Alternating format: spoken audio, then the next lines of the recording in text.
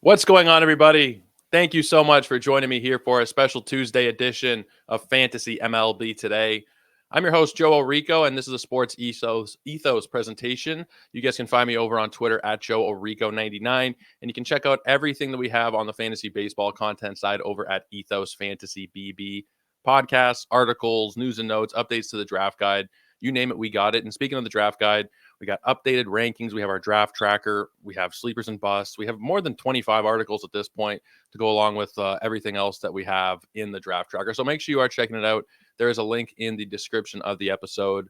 And whether you're watching on YouTube or you're watching on the podcast side, you guys can just click in and check out everything we have to offer there. Rankings got an update yesterday, but they're going to be having to get another update pretty soon based on everything that we have seen injury-wise the last couple of days. But we have more important things to talk about than preambles. We got a special guest joining us on the show. It's been way too long since I've had him on, but he's somebody that I've known for a couple of years now through the Twitter world, somebody that you guys are probably well familiar with if you are in the fantasy football or fantasy baseball Twitter universes. Kev Mahserejian, you can find him at RotoSurgeon. He's also contributing to RotoBaller. And he is one of the best rankers across a couple different sports, according to Fantasy Pros. Kev, great to see you again, man. How you been doing? Yeah, shout out to Fantasy Pros for giving me a medium to put like random players in random positions. I don't know why like I do so well. I think it's just because I like continually update it. But hey, I'll take top tens where I could get them. But yeah, Joe, it's a pleasure to be on. Thank you for reaching out and all. I'm excited to talk some fantasy baseball. Season's around the corner. I am not even gonna watch opening day for the Dodgers, and I'm a Dodgers fan. So exciting times. I'm not going to be up at 3 a.m., 3:05 a.m. technically to watch a Dodgers Padres game. I kind of debated it. It's 6 o'clock for me. I'm more of a late night guy. I usually don't get to bed till about 2 o'clock because my schedule is very weird. So I don't know if I'll be able to be up at 6 o'clock. It is kind of strange missing opening day, especially you're a Dodgers fan, right? But you'll get caught up. They'll replay those games. But I want to give you a chance. Just let everybody know what you got going on, any upcoming podcasts, articles, or anything you want to plug before we get going here. Yeah, so I mean, there's my Patreon, patreon.com/RotoSurgeon. That's where all of my rankings, all of my insights go. I do eventually post on Fantasy Pros just to get like the rankings updates and whatnot. But overall, for any and all analysis and breakdowns, it's there. My free work is over at rotoballer.com. And then there's the Operating Room podcast, which I'm going to have you on sometime soon, just to discuss whatever happenings in fantasy baseball. I know there's something every day right now, and it's not even the season yet, technically. Just injuries galore, and I'm sure we're going to get into that. So, like, I'm actually kind of pissed about several of those closer injuries right now, but yeah, I'm sure we'll discuss. Yeah, I did a closer preview last week, and the whole episode is now rendered meaningless. So I had the great Greg Jewett on sharing insight, and man, a lot of that stuff is rendered kind of maybe not meaningless, but a lot of injuries, like 3 or 4 of them over the past couple of days. We're going to be talking about the outfield though today. We're going to be kind of breaking it down for you guys. Just kind of, a lot of people, and I've done this myself.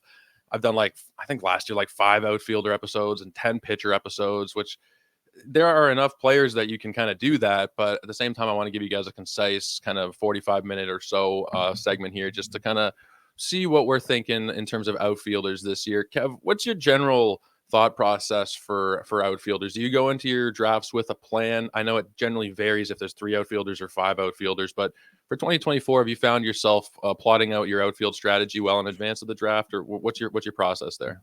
I don't typically go in with a general outfield strategy. It kind of just depends on the flow. Like, there are more outfielders than any other position on offense because there's 3 starting outfielders. Sometimes the DH is an outfielder. So I have a general rule of thumb with starting pitchers and outfielders. It's, there's always more in the banana stand.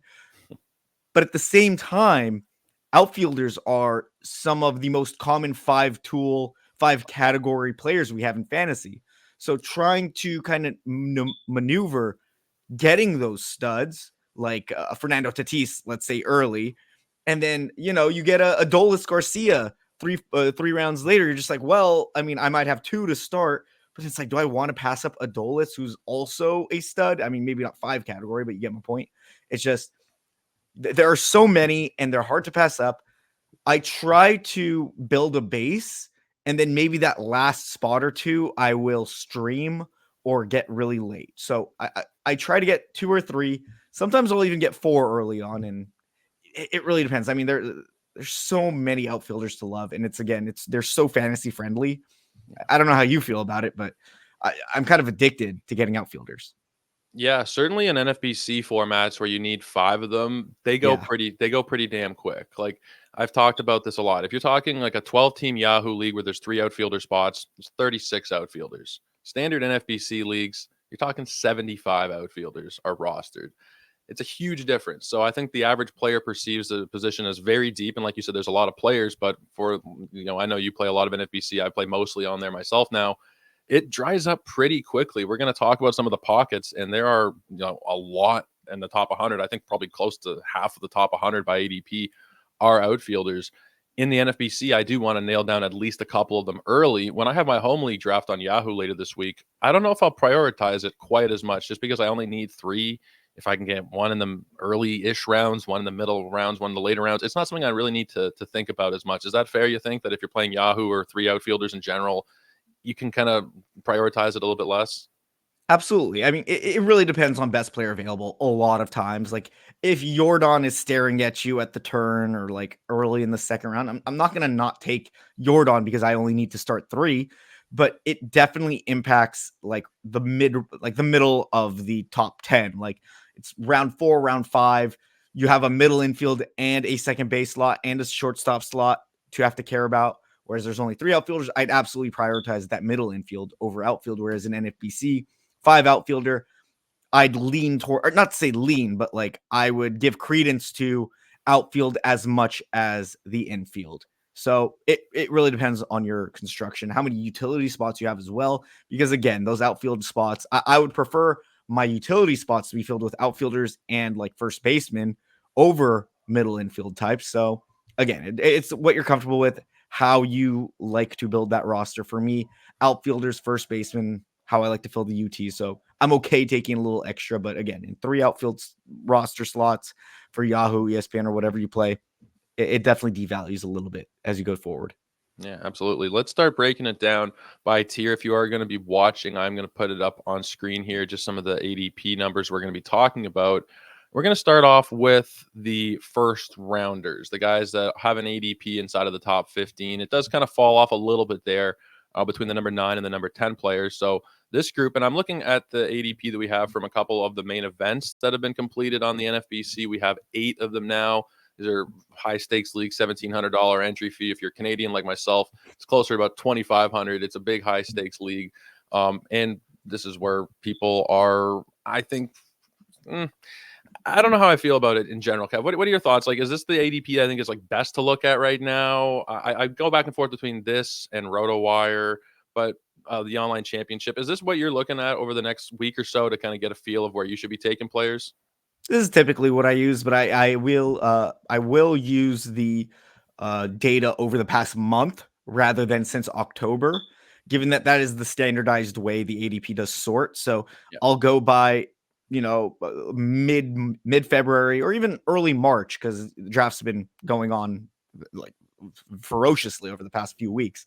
So I'll get the past few weeks, if not a month of data, and look at that. And I will use RotoWire's OC championship or online championship style ADP because that is more reflective of like a typical home league where like waiver wires, fab, or whatever you use are standardized. And like in DC's draft champions, best balls, there's no waiver wire. So the players you're drafting are the players you have pretty much for the rest of the season more often than not. So I'll use the RotoWire OC data. I'll use it over the past month. And it's kind of, these are the people putting the most money in. You'd assume that, not to say they individually know the most, but collectively. Yeah, that's totally fair.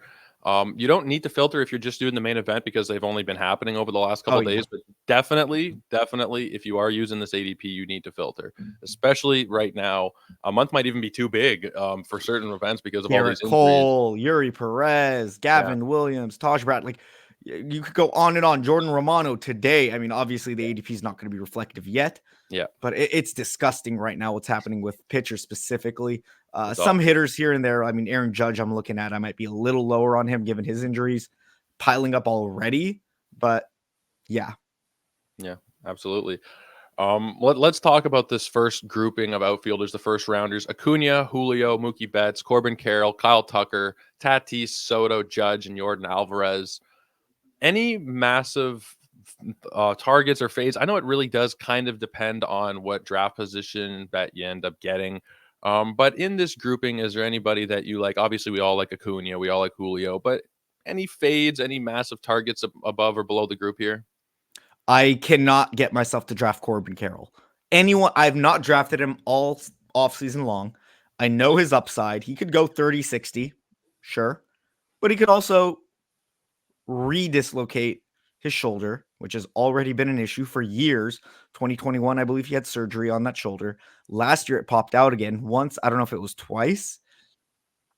And when those injuries occur and accrue, like there's serious damage to the ligaments, labrum. I don't know. I'm not an actual doctor. I know my at is RotoSurgeon, but I do not want to be touching Corbin Carroll in his draft slot. I wouldn't take him in the first round.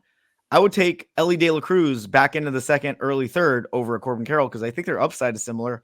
And while Ellie's floor as a player is lower, at least he's healthy. I don't want Corbin Carroll. Everyone else, like I know Judge, I said, but like even Judge, I'd like drop a slot or two. I would drop Corbin Carroll a full round, if not 2 rounds. Wow. I'd taken him once. He fell to me, I think, at like 10 or 11, and that was the only share that I have. Yeah.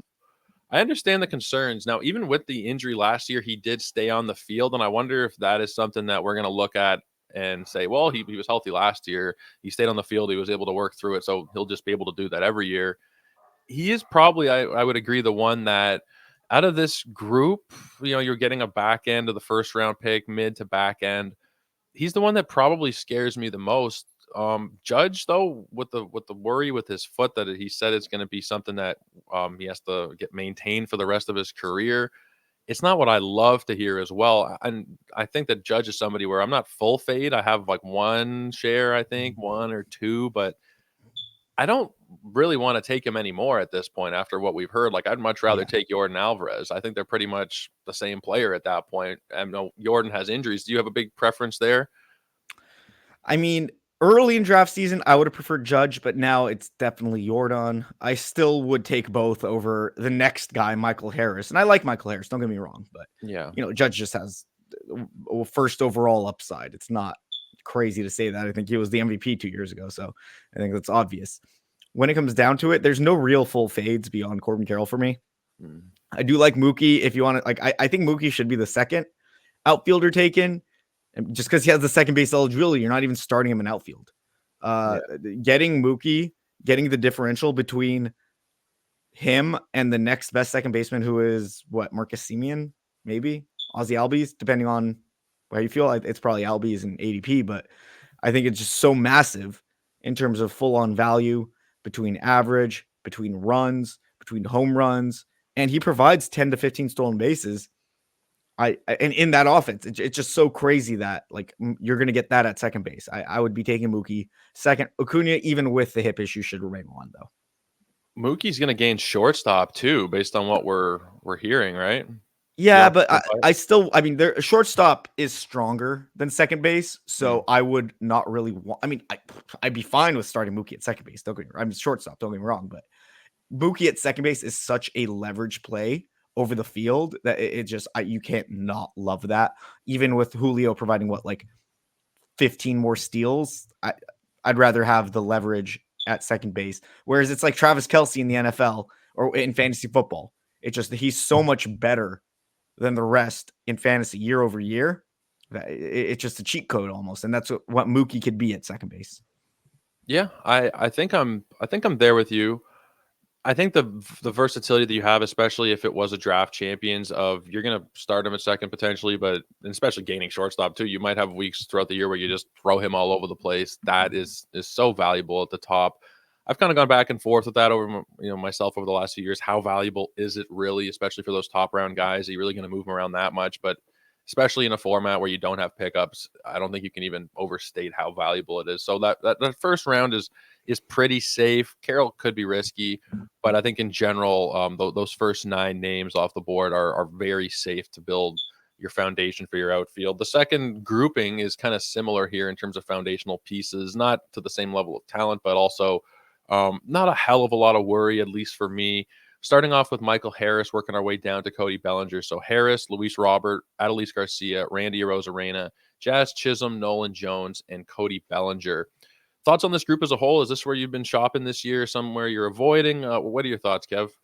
Again, I love a lot of these guys. I have no issue taking. I've taken Michael Harris. I've taken Luis Robert. And when you say talent, I think Luis Robert has the first round talent. It's just, can he stay healthy? And he stayed relatively healthy recently, as recently as last year. What, he had like 40 home runs and 20 steals or so, or 38 home runs. He showed it last year. And the only issue is he's still on the White Sox. Counting stats like runs and RBI are going to stay relatively low, but he could be a trade candidate. They just moved Dylan Cease. I think they're probably sick of Luis Robert. They're probably sick of Eloy Jimenez. And you know how they're not reliable. They might be wanting to get younger.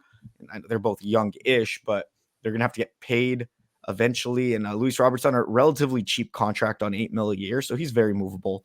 I'm okay taking Luis Robert, even with the risk of him staying on the White Sox, given what he did last year. Adolis, I've taken him. Arozarena, I've taken him. Jazz, I haven't, just because of the injury risk, but I'd be fine. I've taken him in best balls, so it's not like I hate him. I've taken Jazz a bunch, actually. I'm kind of just crossing my fingers and hoping this is the year. He's talked about it so much, about how he wants to stay healthy. How much that factors into it, I don't know. If he's going to do different things to aid him in staying healthy a little bit here and there, I don't know. I'm kind of just hoping that this is the year. Hey, I want to date Sydney Sweeney. We don't all get our wishes, but we know. I know. Everybody knows. But the thing is, he did say there's some substantive changes to his diet, as in he's not eating fast food as much. He has like a personal chef or something. So take that with the grain of salt you want, but there's something to it. I'm okay taking him. I just haven't, because I do love those outfielders going before him, and he doesn't have the middle infield eligibility he used to have. So take that away, like we say with Mookie, where like I'm so high on him because of how he has that. With Jazz, I mean, him and Nolan Jones, I mean, what's the difference? I think you could get Jones a little later, and Jones plays in Coors. Jones doesn't have the injury issues. I know he doesn't have the history, I guess, but he did plenty last year for me, and I think that's a good pick as well. I was going to bring up Jones. I've been a full fade on him. I don't have any shares. I worry about the BABIP being what it was last year. I just want to get the exact number because it was ridiculous. 401 BABIP. He stole 20 bases when he'd never exceeded 10 at any level of the minors. So I'm not sure how repeatable that is. The Coors thing is nice. The rest of the lineup around them is so awful. It's just terrible. I don't know what the counting stats are going to look like. I feel like he's been a little bit overpriced, but it sounds like you're willing to take him. I mean, he was a great prospect. It's not like he's some bum who showed up and had a high BABIP.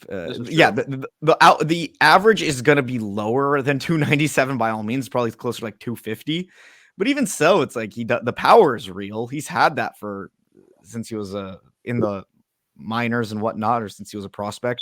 He's performed at every level relative to age, whether it be AA at 21, and then he got skipped in 2020 because of the pandemic, and then 2020 because of the pandemic. 2021 he comes back for AAA, he demolishes it. I mean, I wasn't exactly demolishing. He demolished it last year, excuse me. And he came up to the MLB in 2022 and did fine. 95 weighted runs created plus. Underperformed his X stats, and then he balled out last year. And the steals, they haven't really been there, but he's kind of jumped between levels a lot, so we really haven't seen the opportunity for him to steal too much. Maybe new base rules are what's helping him. So don't expect 30, but he could repeat 20 in 600 plate appearances by all means, like a 35-20 guy with a 250 average. And the offense, yes, is bad because of the players, but again, Coors, so kind of evens out. It's true. I haven't been able to do it personally. I think in this range, a part of it is I don't really have a lot of any of these guys besides Jazz, and Jazz is just somebody I feel like there is that first round upside that I've just kind of been, crossing my fingers and hoping on, the same way that I was drafting O'Neal Cruz a lot when he was going kind of in this range, and now that he's like a second rounder, so forget about that. I find myself more going for starting pitchers, and I had been going for relievers in this range a lot. I've been taking the Durans of the world, the Dovals, the Clases a little bit earlier, but like I haven't really been shopping for outfielders in general. And I've made this comment on a couple of different position previews. It's not so much anything against the names in this range. It's just that I have different priorities generally at this point of the draft.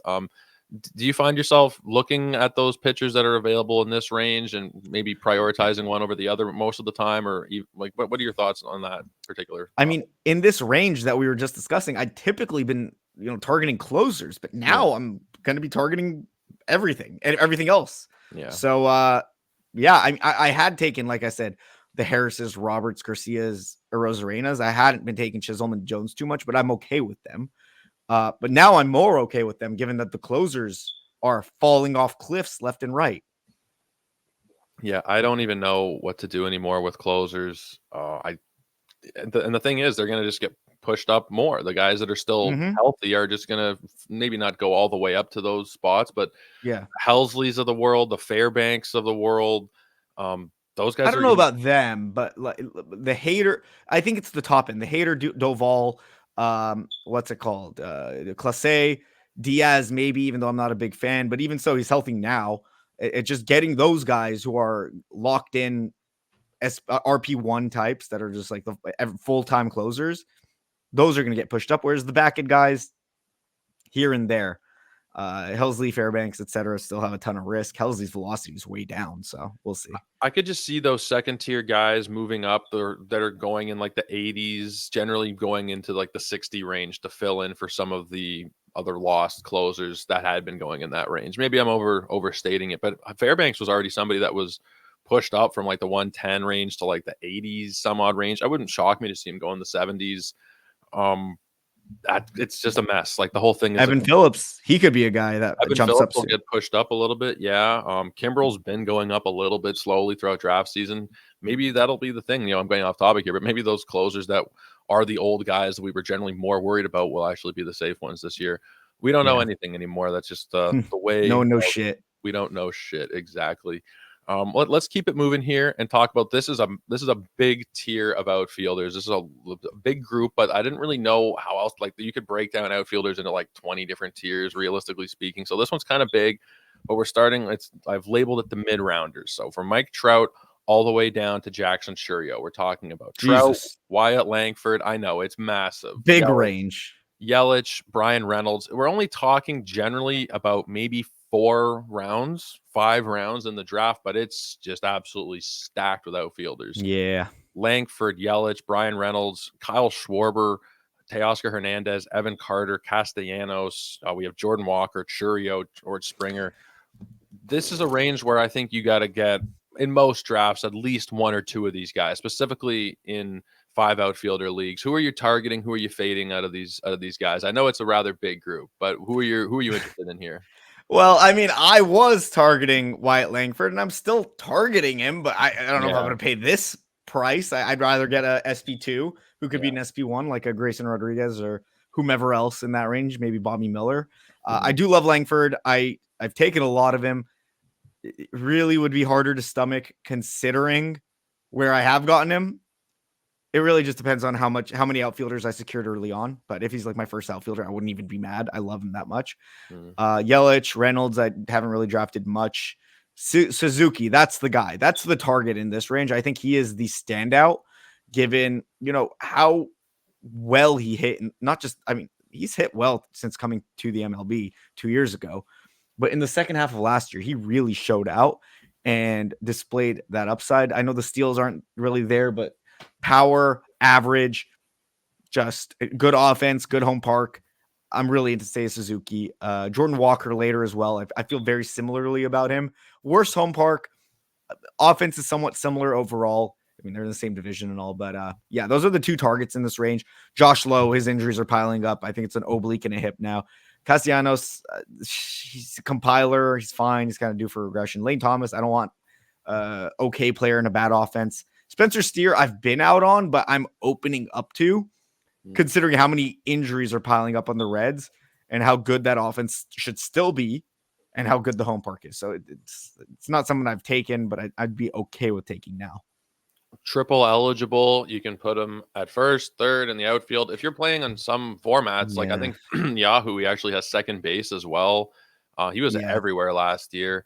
And I think like he played 153 games or something. So even with the kind of, because this was a little bit of a concern last year, there was a lot of mouths to feed, and there was a thought. I think there was a couple days there where people actually were starting to panic drop Spencer Steer, not in like your 15 team leagues, but in Yeah. shallower leagues, people were kind of worried for a couple days. But I don't see him, especially now with the problems with Friedel, with Noelvi Marte. They need warm bodies, and while he is one of them, he is going to be playing.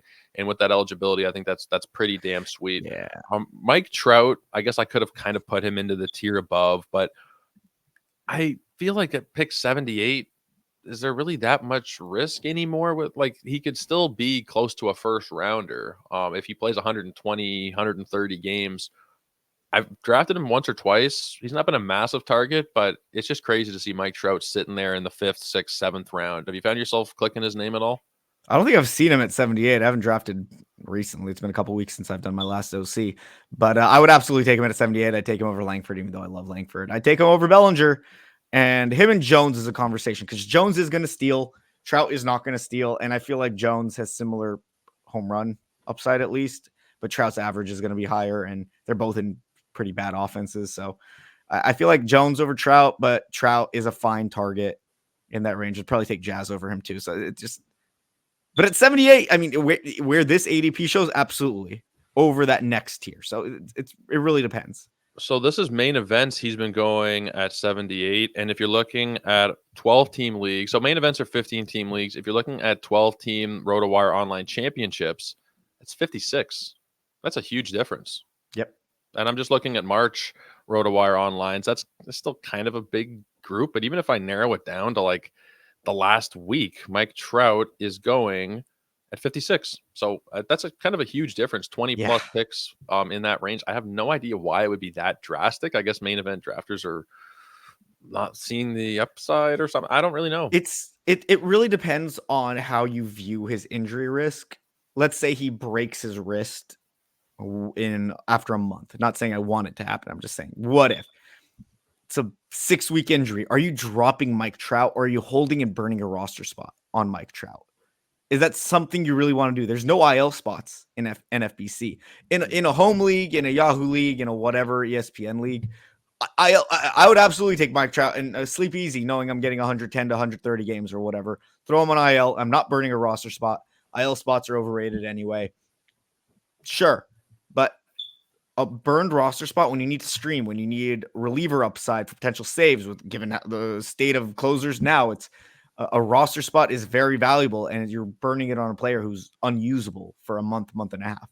Yeah, he's also kind of undroppable just because of who he is. Yeah, that's the problem. You can't drop Mike Trout. You just can't. That's why I don't like drafting Garrett Cole right now. What are you going to do for 2 months? And then he comes back, he burns you, and then he has soreness, and then it's like, oh, he needs another 3 weeks to recover. And then is he even good? Does he suck? Are you starting him? I mean, yeah, if you're holding him and then he comes back, you're holding Garrett Cole. Let's say it's 2 months. He comes back. You're starting Garrett Cole. And maybe if not in Atlanta, maybe not at Chavez Ravine, most places you're starting Garrett Cole. At home, Yankee Stadium is not pitcher friendly. I know he's done well, obviously, but like an injured Garrett Cole is different than a fully healthy Garrett Cole, especially when that injury is an elbow injury. Absolutely. Absolutely. I just think if you're going to hold him, you have to have that conversation with yourself, I guess, if you've drafted him. If you're going to be kind of shy about starting him, then there's no point in even holding him. And you can That's maybe. what I mean. Yeah, I get it. I just wouldn't. That's just not in my draft strategy whatsoever. In an IL league, even there, I wouldn't bother to draft him because it's an immediate IL. But yeah. I keep getting off topic, but that's my ADD coming out here. I've seen people lowering Garrett Cole, and I've seen people talking on Twitter, and they're like, yeah, maybe he's probably like in the 120, 130 range. That still feels way too high for me. Like ranking him as a top 40 starting pitcher still because of who he is. But even before the injury, there was concerns about Garrett Cole. Like where is DeGrom going? Why wouldn't you just draft DeGrom 300 picks later and get him in like August or whatever and get a better pitcher? Yeah, I'm totally there with you. Well, let me get this back on track here. We're talking outfielders, folks. I think that in this range, Brian Reynolds is somebody that's been pretty interesting to me. He's very boring, but I think the lineup is actually sneaky kind of good in Pittsburgh. He doesn't hurt you anywhere. You're looking at maybe 20-10 with a 270 batting average. You have any interest there? No. In How a come? points league, sure. Not in a categories. I don't think the offense is good. Like, I get the O'Neal Cruz hype. I think he's good, but he's not. I don't think he's overwhelmingly gonna like improve the offense like a Julio Rodriguez or an Acuna would to their team. But he is good. Brian Hayes. Oh, is this the year? Probably not. He's fine. Maybe he's an average hitter. Reynolds, he's fine too. He's good objectively. I'm not saying he's not good. It's not someone to target. I don't see upside in him. I see good, but not great. I see a fairly high floor there where he's not hurting you in any category. I'm not drafting floor that high when there's no upside. That's fair. That's fair. I think maybe Rather take Walker. Rather take even Springer. At least he's hitting one in a better offense. If he misses time, he misses time. Springer, I like that he's no longer a center fielder. I think that mitigates the injury risk a little bit. He would do some crazy shit, flying, like throwing himself into the wall for balls. It's not as necessary as a right fielder. There's two of the best outfield defenders patrolling there with him in Varsho and Kiermaier. He doesn't need to do as much, and he's actually been pretty healthy the last couple of years. He's declined a little bit, but like you said, he's leading off in front of Bo and Vladdy. I like him. And Jordan Walker, everybody was shitting on Jordan Walker last year. It wasn't because of what he did offensively. He batted like 275. It was a good showing from him. It was the defense that was bad, and he got sent down. But offensively speaking, Jordan Walker was pretty damn impressive for his first showing.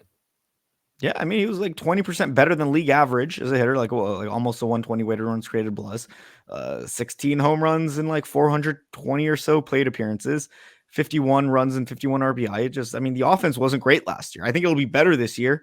Arenado healthy, Wilson Contreras healthy, Goldschmidt should regress a little bit in the positive end. Walker improving should help. Newt Barr when he's healthy. I know it's a lot of what ifs, but even so, it's the offense on paper should be good by like mid-April. Yeah, I agree. I don't even think they were that, like, I've talked about this a lot too. Everybody was like, the Cardinals were bad as a whole last year, but it wasn't because of the offense. It was because their pitching. Their pitching was, and it's still bad. Pitching's still bad, but the offense kind of underwhelmed too. It wasn't like great, but it was still fine. It was like a slightly above average offense. Exactly. Yeah, exactly. But I think the narrative around them is that they were just god awful, terrible, and I think like not even just. I think it's kind of suppressed the prices of like Arenados and the Goldschmidts and the Contreras of the world, just because they're also getting a little bit older, but I think people just view St. Louis pretty negatively at this point, and that's led to some pretty decent deals, I think. Absolutely. And Walker's one of them. You're getting one of the strongest hitters in baseball at like pick 110 all day. All day. And he's going to hit for a good average too. He's a great hitter. It's not like he's one or the other. He's not like Brenton Doyle or some shit going way later. Yeah. Let's keep it going. Let's talk about this next tier, starting with Jarren Duran. It's like the 150 to 200 ADP range. Duran, Riley Green, Santander, McCormick, Mullins, Christopher Morel, Ian Happ, Jorge Soler, James Outman, Masataka Yoshida. These guys, I find I usually draft at least one or two of them. Cedric Mullins, I think, is pretty undervalued, and same with Chas McCormick. Those are two guys that I really like in this range. Kev, who are your favorite players to draft in this kind of range?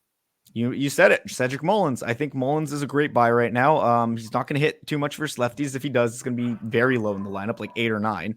But overall, if you look at his stats, I believe groin or hamstring, he had a soft tissue injury in the middle of the season. He was incredible in the first 2-3 months of 2023. Fully healthy coming into this year. Offense should be improving. Those young guys are only getting better. Jackson Holiday's getting out of the lineup. Eventually, maybe Kobe Mayo, Keston Kierstad. They got a bunch of dudes.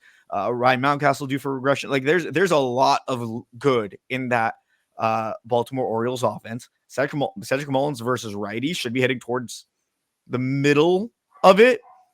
I love that. He's going to steal his 20 to 30 bases. He's going to hit his 18 to 20 home runs. He's going to have an okay average. It's not going to be 290, but it'll be maybe like 250 to 270. Take that all day. Yeah, he's not that 30-30 guy, but he can be like a 15 and 30 guy. That lineup, 20 and 30. That's great. Yeah.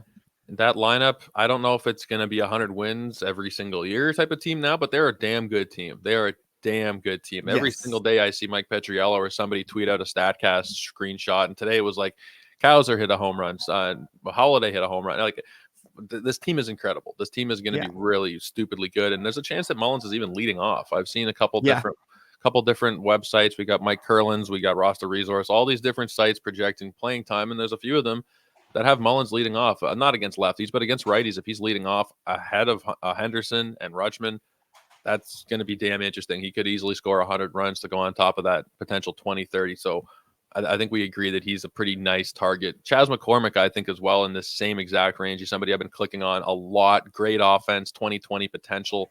No more weird Dusty Baker nonsense going on. You interested in McCormick this year, Kev? I took him like once in a DC, and it's like I took him and Mullins. Why not? I think he's fine. He's overperformed some X stats by a good bit last year. He's not someone I'm super into. I don't think he's not like a sexy pick, quote unquote. But yeah, like he definitely could be another Mullins type with like 20, 30 or so this year, full-time play time. I just don't think he's very good. He's a good outfielder. He's a good fielder. He's not someone I'm desperate to get. Like, look at like Jorge Soler's below there. Soler could hit like 40 bombs with a good average. Better, it's not better offense, but like he'll play every day for sure. Man, I don't know. Like I'm okay on McCormick. I like Morel a lot too. So this range is fine. I'm not looking at Riley Green because he's coming off of elbow surgery. Santander's super boring, low upside again. Ian Happ's already injured, but he's like an OBP target if anything. Mm-hmm. Yeah, this range is very weird. It's very weird, but I agree. There's like one or two guys you should be looking at. Sell me on Morel because I see empty power, which I mean, like, it can help you for fantasy. He might be a 30 home run guy, but I think it's a terrible batting average. There's no speed. He can't really play the field very well. Do you have any of those same concerns, or am I overplaying those? Spencer Steer can't play the field either, and he has like multi-position eligibility. Morel might get third base if he starts the season there. The power is incredible. I mean, I know you said it's empty, but like, again, I think the offense is pretty good. 70 RBI and 429 plate appearances last year. That's not nothing. That's fair. 303 BABIP. It's not like he had a lucky BABIP, 247 average. Let's say he repeats that 245 to 250 average at 26 homers and 429 plate appearances. Prorate that to 600 if he plays every day. It's like 35 home runs or so. It's not almost 40. The run 62, like 6 steals a full season. That's 10 steals. We're looking at, I mean, this is not to say a cheap version of, but yeah, it's like a cheap Adolis Garcia. I could see how we could get there. Prorate these numbers. That's Adolis Garcia. Yeah, I could. Maybe, yeah, okay. I'm just looking at it. You're talking me into him a little bit. I just think the price is a little too expensive still. Sure. I mean, you're at one pick 160, 170. This isn't even expensive. We're not talking about top 110, top 105. These are guys like, well, what is it? Taylor Ward? Would you rather have Taylor Ward in the Angels offense? I think Taylor Ward's upside is lower too, not just the offense as a player. I know he's a former first round pick, but he doesn't. I mean, I like him. I think he's fine, but like, I'd rather have Morel. Brandon Nimmo coming off a career year. No thanks. I'll take TJ Friedel off a wrist injury. No thanks. Stephen Kwan with no power. No thanks. Dalton Varsho, the only appeal he had was being a catcher. No, I think we disagree there. I think Varsho's looked amazing in spring, I don't care. Henry Davis looks great in spring. I don't care. Lefty. But you're getting Henry Davis because he's potentially a catcher. Lefty bomb from Varsho today looked pretty impressive. I know it's spring. I don't give a shit. But I think that Varsho could be that same guy as we're talking about with Morel, except he's another 60 picks later. What's to say that Varsho 20 home runs and 581 plate appearances versus 26 and like 429? But Varsho could be like, he'll double the steals and he's gonna have a lower average because he's not a good hitter. And I don't think he could hit lefties either overall. So he's gonna be benched like half the time. I don't know if Toronto can afford to do that really, though. We're so thin. We have nothing, man. I don't know how often Varsho is going to be riding the pine. Like, for who? Who are they going to put out there? It's a Davis Schneider season, baby. I'm kidding. Davis Schneider. I think Morel is one where I just like a couple of the names going. Like, even Nimmo. What do you got against Brandon Nimmo? He's had 2 back-to-back really, really good years now. He's batting ahead of Lindor and Alonso. He's great in an OBP league and a points league, but the power, he overplayed his power last year. I don't think he's a 20-plus home run hitter. Definitely closer to the 16. And he played 82 plate appearances. You're banking on him staying healthy, whereas that's kind of not been the case throughout most of his career. average 274. That's solid, but not really spectacular when you're not really getting too much power. And he doesn't steal at all. The 6 stolen bases over the past 6 years, over like 1,300 something plate appearances. Yeah, okay. You're right. You're right about that. The power he overplayed, the speed is not really there. I think that you're probably safer in terms of runs and RBIs, but again, that is kind of volume dependent where he's shown it for the last 2 years, and I think this is something that I don't know. The injury prone label gets put onto players and then removed. Like remember Christian Yelich was always injury prone, and now he's He is injury prone. He has chronic back issues. But he's and his power is look at his power. He has no power now because he's injury prone. Okay, fair, but he's been on the field for like the last 3 seasons now, though. And what is he doing for you? A couple steals, decent-ish average, no power. Not a Yelich guy, eh? I'm not a Yelich guy. In a points league, again, these are fine points leagues, guys. I'm not saying don't take him there, but like in a category league, again, low upside. You're not taking guys that could win you the league. Yelich 4 or 5 years ago, sure. Not Yelich now because he's had chronic injuries. Yeah, okay. I don't share the same concerns with Yelich. I think he's still somebody who can give you close to 100 runs. Again, the injury thing for me, I just don't even know how to assess it anymore. Like, yes, you have to put more credence into the guys who are more injury prone, but like Garrett Cole was considered the safest pick in all of draft season, and now he's hurt. Every pitcher is injury prone. That's different. But it's different. But is it though? Like we're talking about every pitchers across the board are injury risks. But there are some that are perceived as safe, is what I'm saying, and they're not. Safer. It's all relative. It's all within a frame of reference. Okay, they're not on the same plane, pitchers and hitters. It's more just there are people in general that we perceive to be safe, and it's bullshit because we don't know. That's the general point. No one knows for sure, but again, within the frame of reference, a Brandon Nimmo versus a Masataka Yoshida, who we don't know has any real injury history. And he's younger, and he doesn't run like an idiot to first base and run around the field like an idiot. Like he's good, obviously he's good. I'm not saying he's a bad player, but like he like Byron Buxton running into walls left and right, that made him injury prone, and then his body degraded. So, I mean, it really depends. And again, I just don't see his upside worth the risk, considering that the injury risk is also added on. That's fair. That's totally fair. I think Varsho is somebody, maybe it's just the Toronto thing, but I do have a bit of a blind spot for him right now. He's somebody that I've taken the last few drafts I've done. I think that last year was about as bad as it was going to be for him, and we probably won't see him that bad ever again. But again, he is a bit of a risk with the lefty thing. Everybody in this range has some warts on them. Sure. Everybody does. Every player has warts. It's just whose warts can we look past? Yeah, you're right. Now, like Tyler O'Neill, injury prone Tyler O'Neill. He stays healthy. He's playing in Boston. He's playing in one of the right-handed hitter havens of the MLB. He's playing in a great lineup. I think that Boston lineup's better than the Cardinals lineup, at least from last year. And he's going to play every day, likely. Or even if he skips 1 day or 2 days a week, 5-category contributor, I'm taking Tyler O'Neill all day, and I'm accepting that injury risk given what his upside is. And his floor, if he stays healthy, it's not that bad. He doesn't even have to hit his 100th percentile outcome. I'm talking like 60 to 70th percentile Tyler O'Neill on the field. Very good player. Oh, yeah. You don't have to sell me on O'Neill. We're lockstep there. I think that if he's healthy, and I think there's been something with him in spring too, because there's something with everybody, but if he's healthy, it's a calf again, I think he's had calf in the past, right? But he's healthy now. Right now, he played like today or yesterday. I forgot, but I mean, healthy now matters the most in draft season. Yeah, especially right this particular day because of just everything the last week. Yeah. If O'Neill's healthy, then 30 and 20 is on the table. He's only 2 years removed from being a fairly serious MVP candidate. So there's a lot to like there. In terms of the guys that we haven't mentioned, more of like the scraps, the guys, I mean, maybe scraps is not really fair, but I'm more talking How dare you? Luis Rengifo type of names and beyond. The Will Bensons, the Kellenics. Rengifo just got hurt, so I don't know. Oh my God, I didn't even see that. I'll have to go into the rankings today. Or he left the game. That's what I saw, like something about him leaving the game. Excuse me. Any of these general late outfielders with like a 250 plus ADP, any of the guys that you find yourself really heavily targeting? At this point, there's no strong avoids, but any heavy targets for you? I think Brendan Donovan's a strong avoid off elbow surgery and not showing too much power. And MJ Melendez, again, the Varsho factor where you were drafting him so high because he was a catcher. Now it's just, I don't want him as an outfielder. I am taking Will Benson. I know the risk. I know the strikeout rate.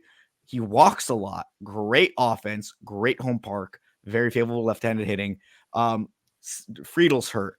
Who else? Everybody else is. McLean's in and out of games. India has plantar fasciitis. Everybody on the Reds is somehow falling, and there's Jake still. Fraley, I think, had something too.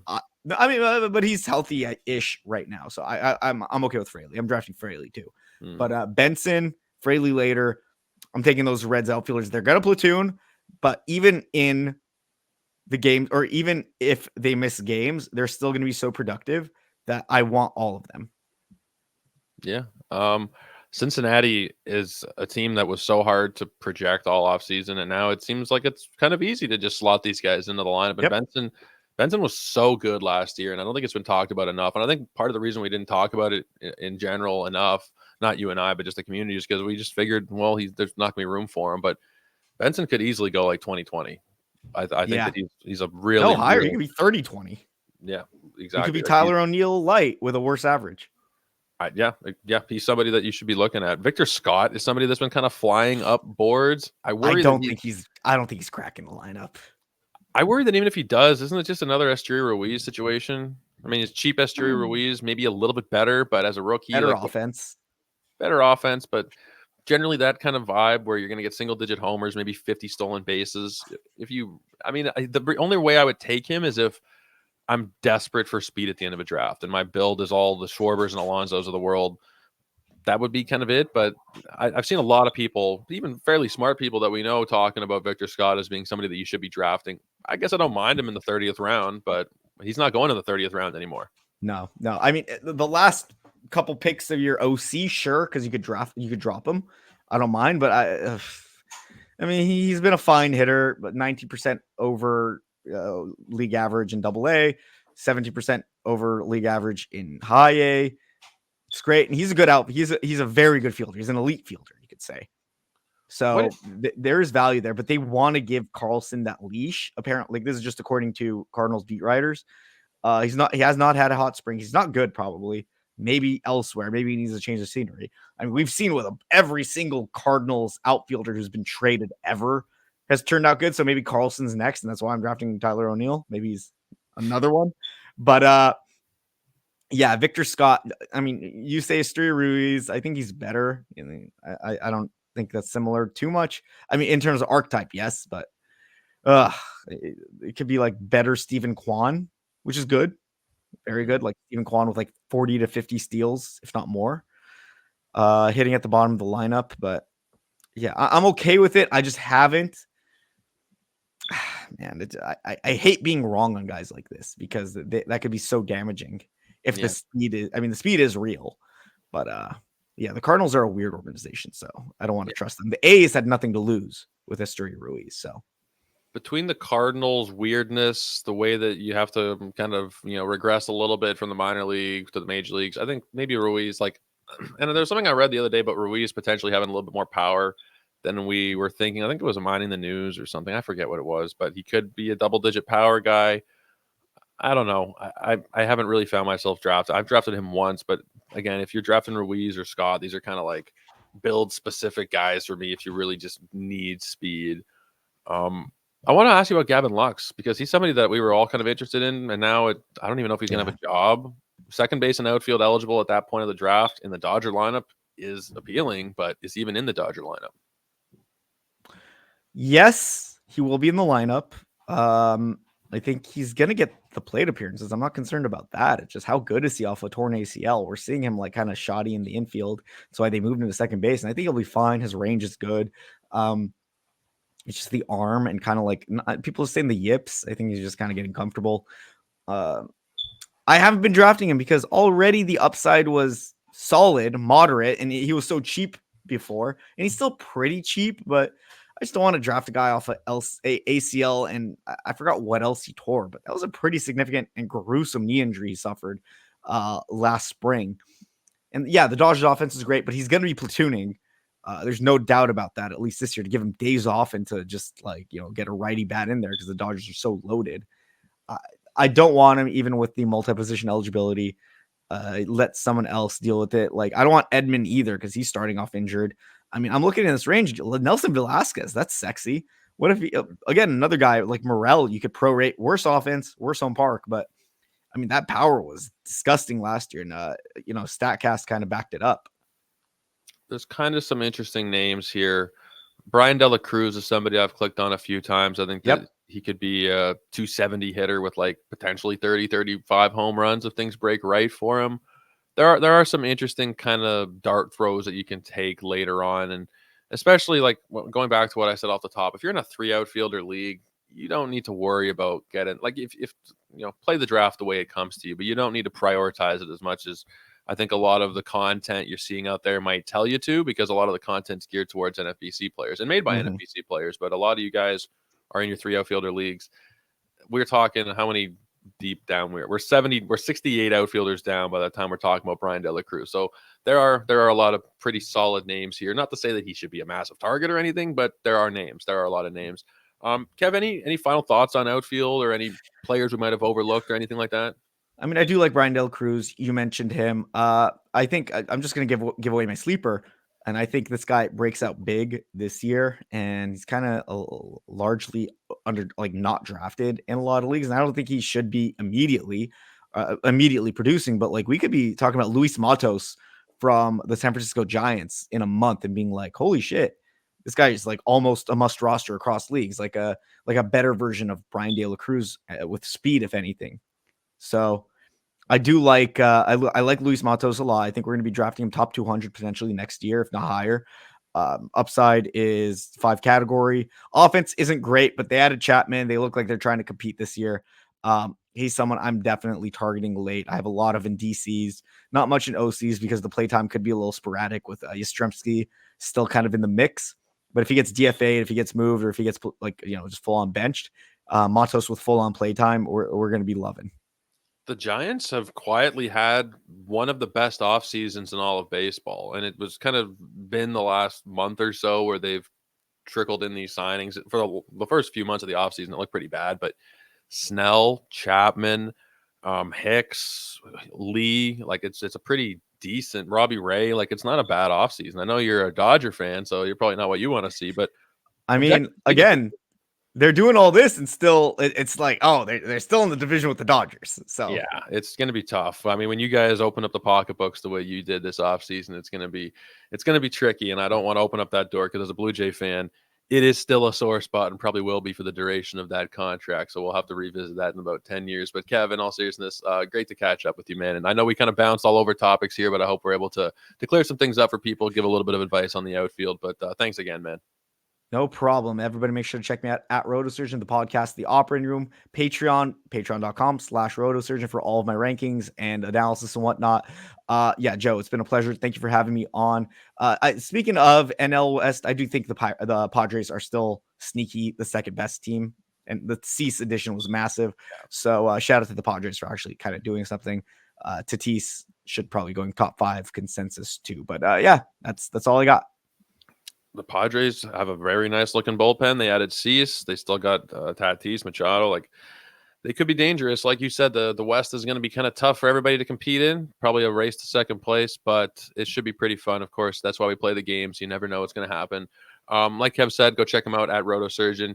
Causing some trouble over there, I'm sure, on Twitter. That's generally what the two of us get into. Causing trouble, starting fights. That's all the fun of it. You can check me out at Orrico99. And make sure you're checking out everything in our draft guide at Ethos Fantasy BB. We post out updates there daily to new content and for any different updates to our rankings or articles. Guys, that'll do it. We'll be back again tomorrow. But until then, take care and have a great night.